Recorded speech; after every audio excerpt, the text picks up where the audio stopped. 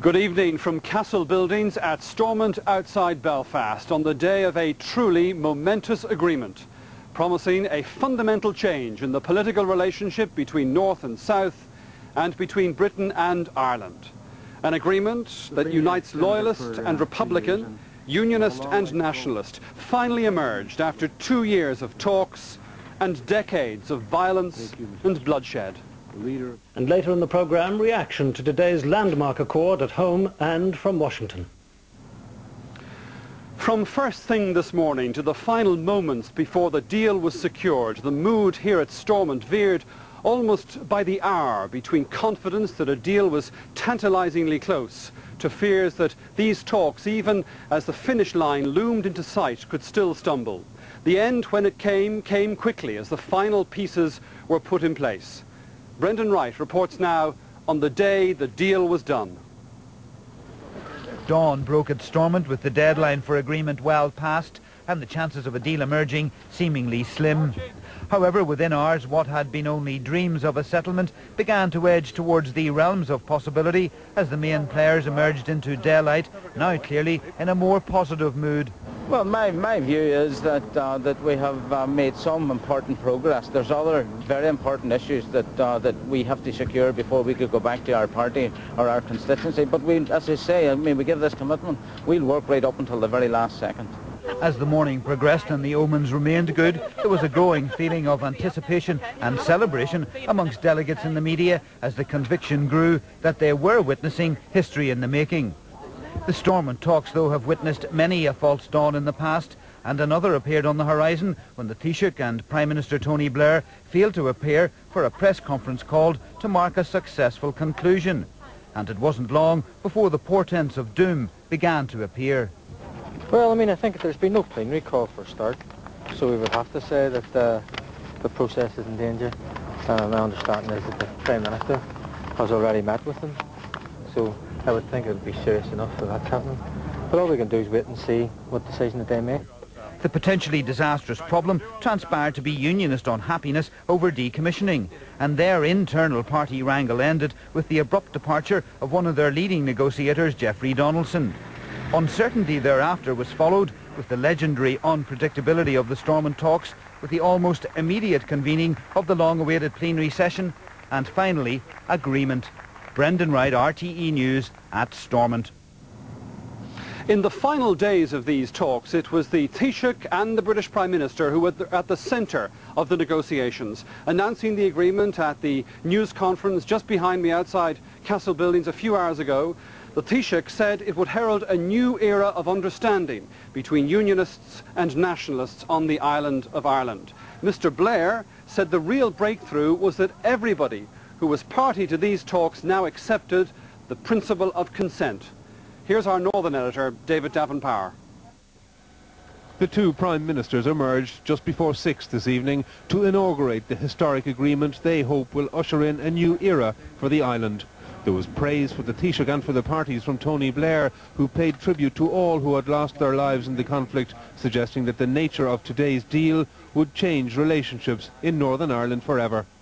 The principle of consent is absolute and is throughout the agreement. And the breakthrough is that that is now accepted by all, North and South. Also, those who believe in a united Ireland can make that case now by persuasion, not violence or threats. A view echoed by the Taoiseach. My ultimate political aspiration remains the coming together of all the people of Ireland, achieved peacefully and by consent. I value deeply the close relationship between the Irish government and the British government. But I look forward equally to a new era of friendship and reconciliation between Unionists and Nationalists, in which each tradition can learn truly the value of the other. The last 4 days have been among the most difficult of Bertie Ahern's life. Inside the talks complex there was praise and sympathy. Bertie, thank you for all you did. It's a very difficult week. Very difficult week, yeah. And everywhere there was joy and congratulations, and also relief that a critical and difficult set of negotiations were at an end. There were farewells for the main participants and others less directly involved, and a universal feeling that it couldn't have happened without the commitment of Senator George Mitchell and the persistence of others. David Davenpower, RTE News, Stormont.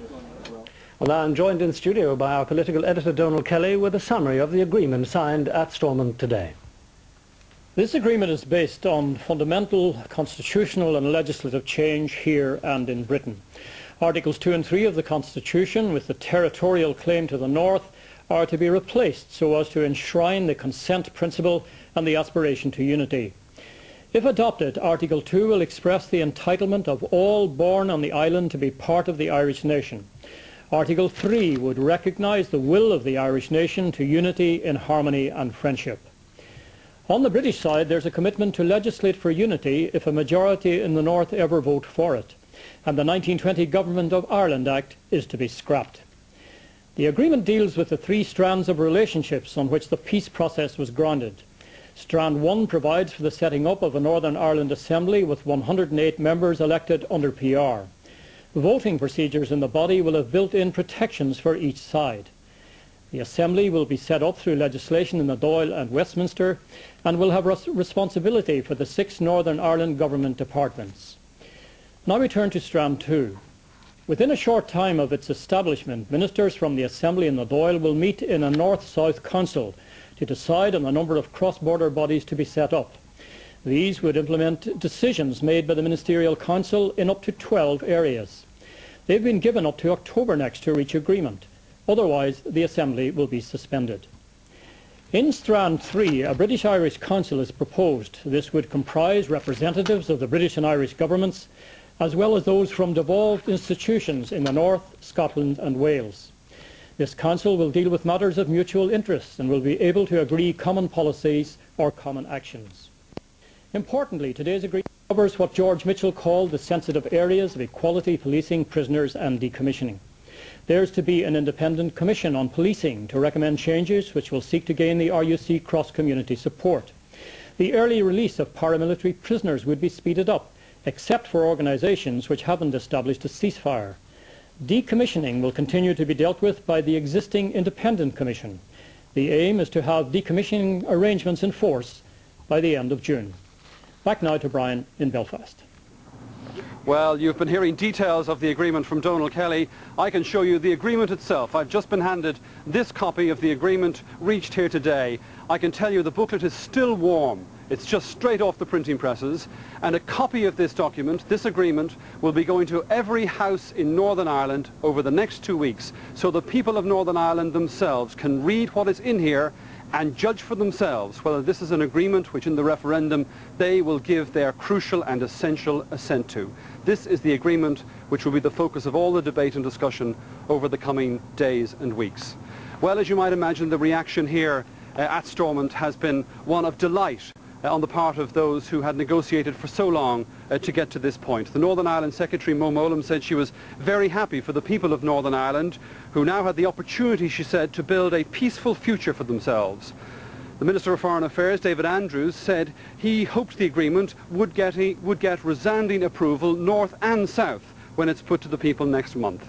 Michael O'Kane has this report. As the politicians emerged from castle buildings, there was a tangible sense of emotion, a tangible sense of relief. Exhausted as they were, they immediately delivered their own interpretation of the agreement. For David Trimble, despite Jeffrey Donaldson's exit, claiming he could not morally support the agreement, the union was more secure than ever. We rise from this table knowing that the union is stronger than it was when we sat down. We know that the fundamental act of union is there intact. For one of the main architects of this process, many challenges lie ahead. That fundamental to resolving this problem is agreement. And agreement threatens no section of our people, but challenges both sections of our people and their public representatives in particular to come forward with new thinking. A view echoed by the Sinn Féin leader, Gerry Adams.